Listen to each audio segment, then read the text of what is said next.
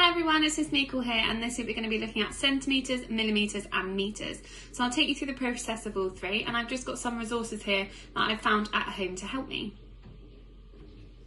So this week we will be focusing on centimetres, so I've got my ruler, but I just wanted to let you know all about millimetres. So millimetres, if I go up close, you can see that from 0 to 1 there are 10 millimetres. So these are really tiny measurement that you can use to help you either get half a centimetre or measure really tiny objects. So these are obviously centimetres, and this ruler goes up to 30 centimetres. So we will be talking about how we write centimetres, because obviously it's a very long word, so we just write it as cm to help us with our time.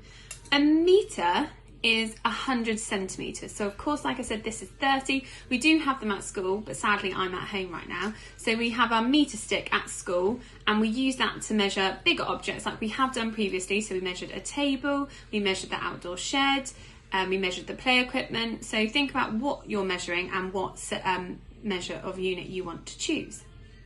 So here are the resources I've chosen. You don't need to have anything similar, you just need a few items to measure. So you do need a ruler, whether you have one at home or not. You can use one online, and we'll include that in the plan.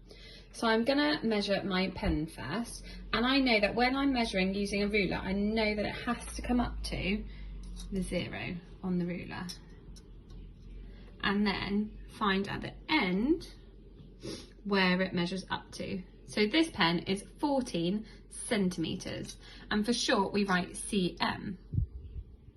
Then moving on to the glue, I also again need to make sure it's at the 0 as close as I can and see where it gets to.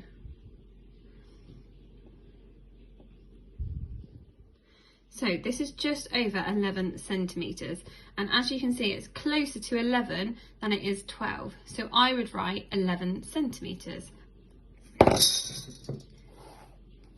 Next up is my highlighter. So again, I've put it up to my 0, and I'm going to go to the end, and it is almost or exactly 10.5 centimetres. So you can write that either 10.5 centimetres or 10.5 using your fractions.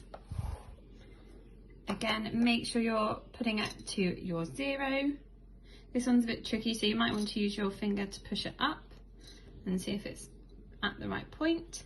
And then go to the end, and again it's nearer to 13 than it is 14, so you would write 13 centimetres. So that is everything for this week, and I hope you enjoy the centimetres activities that we've planned for you. Good luck, and I hope you enjoy.